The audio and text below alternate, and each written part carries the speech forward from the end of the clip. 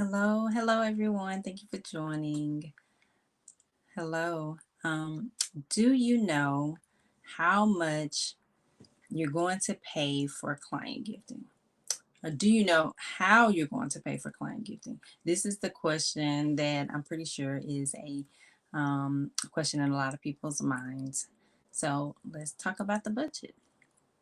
If you are new around here, my name is Amy, and I am here to help you incorporate client gifting into your client journey to enhance your client experience.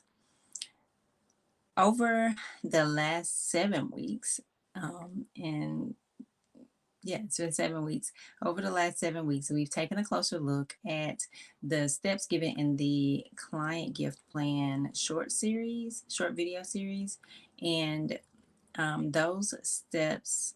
uh, Those steps were given or I'm sorry, and those videos were placed into a playlist. So if you want to go back and get all of those steps, then I have linked the playlist with those videos in the description of this video. So, but before we move forward, I just want to recap what we've talked about over the last 7 weeks. And over the last 7 weeks, we have looked at, in step one, we looked at where you should start with your plan. Um, the questions that you should ask yourself. In step two, we talked about knowing how many clients you serve. In step three, we talked about assessing your packages and services and determining which of those packages and services you want to include gifting.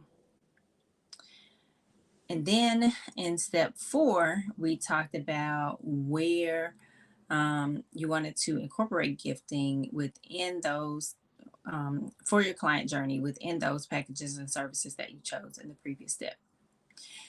In step five, we calculated your number of gifts, and that's the number of gifts you're going to give for a particular package or service, and the number of gifts you're going to give overall total for the year.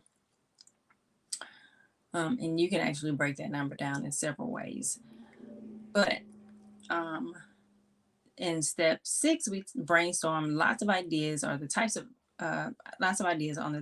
gifts that you would give at each touch, but that you would like to give at each touch point. And then last week we talked about what it would take or what's required to successfully implement gifting into your business. But today we're going to talk about the budget and how much money you will need to accomplish gifting, the type of gifting that you chose, right? The type of gifting you have in your plan. Now, now this step eight, we're on step eight. But this step is dependent on steps five, six, and seven. And so that's why they're in the order that they're in. You will need to know those things as you're doing the calculations for your budget. Now, last week I mentioned that we talked about possibly updating the pricing of your packages and services to allow for gifting. And hopefully you've already answered this question. But if not, you want to take, I don't think I mentioned it last week, but you definitely want to look at your current net revenue and how much current net revenue for a particular, I would say for a particular package and service. Like, what is your net revenue for the package or service that you decided to include gifting in? And ask yourself how much from that number you can allow for gifting. If you cannot allow anything, then you already know that you will need to update your pricing. So this was a decision that you would have made in your planning for in step seven. But the question now is by how much, right? You might not have figured that out. So, and I can't tell you, right? I can't tell you how much to increase it by. I can only kind of walk through what you might think through in order to determine that number. So, how much? And that's a question we're answering this week. Let's walk through it. From my perspective, you have one or two options in determining this number. And that is definitely based on what we've talked about in steps 5, 6, and 7. Now, you can estimate the total number or the total amount that you can estimate a total amount that you think you will spend per gift, and use that number in step 5 to calculate a total for the package or service, right? So say you can decide, I want for this particular package or service, the gifts, no matter what touch point it is, the gifts will only be, let's say, $75. I don't know, I'm just throwing a number out there. Or let's just say it's $100 gift. Every touch point is $100, right?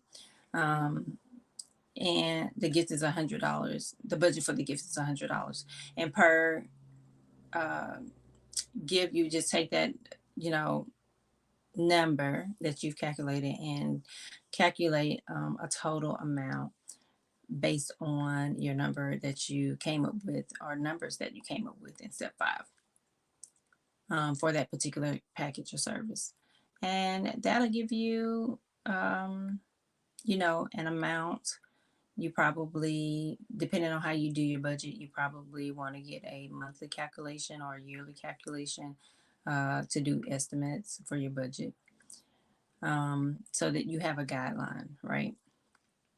Or now, the second option, you can make an estimation based on the types of gifts, that you brainstormed in step 6. And then use the number in step 5 to make to do your calculation for the package of service. Now, you may have, if you have different types of gifts for each touch point. Say you have 2 packages and services. One is a premium package and one is not. You may have 2 different price, you may have 2 different budgets for gifts, right? And the type of gift that you would give for each could very well be extremely different, right? So you want to take a look at the type of gift that you want to give. You may want to take a look at the type of gift you want to give at each touch point for that package and service, and then make an estimation based on that. Now, when you're looking at either option, whether it's option 1 or option 2, right, you want to consider your client type. Now, this will have a major impact on the item. The client type will have a major impact on the items that you select for each gift. And, that's going to impact your budget, the budget that you set for each gift. So, the items you choose for a particular type of gift based on your client type, right? Could be the difference between a $75 gift and a $150 gift. And they may even have the same item or same type of items, right? It just depends on your client type and the likes and wants of that, your type of client, and the price range of the items that you're going to be selecting for that client type, right? So that's what you want to take a look at. It is the explanation is really easy to give, but this is a step that you're going to want to take some time on. You're going to want to take some time and look at those numbers. And, you may not, just like when you're pricing your packages and services, you may not get it exactly right at first. As you gain experience in, creating the gifts for your clients, you'll kind of have an idea about how much, you're actually spending. So you can, maybe adjust the number up and down, not on a frequent basis. You want to go a good period of time and determine if you need to adjust the number, and hopefully it won't be by much, because you would have taken time to carefully consider these points and make a good calculation based on what you know about your clients. And so you definitely do not want to skip this step. Don't skip this step because um, this helps when you start to design your gifts. Um, that part is pretty emotional. You can get very excited about a thing, and if you have nothing to govern how much money you're spending, you could definitely overspend, and that could hurt you in the long run. So you definitely want your budget to guide you as far as what makes sense um, for your packages and services, what makes sense uh, margin wise, what makes sense for you um, and your business. Like I said last week, how you serve your clients is unique. So what types of gifts you're going to give your clients could be, unique as well because of the client types you serve. So that is definitely the short of it, but I do encourage you, like I said, to take some time and go through this process of determining a budget. And if you have any questions, definitely leave them in the comments and let's work through it. If you are not subscribed to my channel, why not? Go ahead and subscribe, and that way you will get all of the notifications for when I go live and when I post new videos. Also, if you're not following me on Facebook or Instagram, definitely you can hop on over there and follow me there. Eventually, I'm going to be on TikTok. I've been told that I need to get on TikTok. So we're gonna work at that.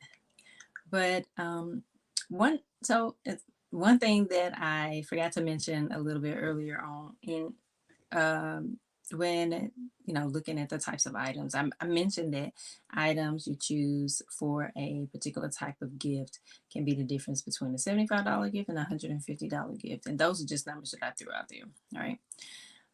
That doesn't mean that your gifts definitely needs to be $75 and $150 at each touch point. That just really depends on the package or service that you chose. And, it depends on the price point you're willing to set for that package or service to accommodate gifting.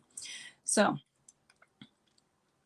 I am thinking about, like, once we got one more step in this, in the planning process.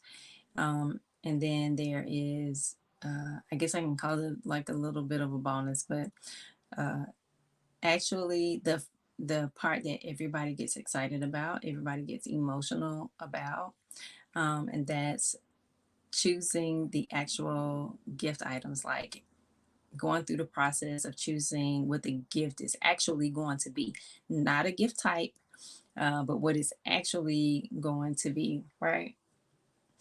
Um, Yeah. So I'm thinking about doing a live all about that. Let me know in the comments if you are interested in that.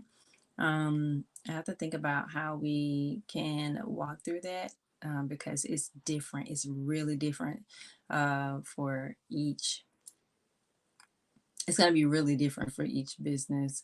It's going to, like I said, depend on your client type, their likes and wants, and just what kind of items you would normally choose or what have you. So I'll come up with some ideas if that's something that you all want to talk about. So let me know in the comments and we'll go from there. But that is all that I have for you today. Until next time, happy gifting and many blessings.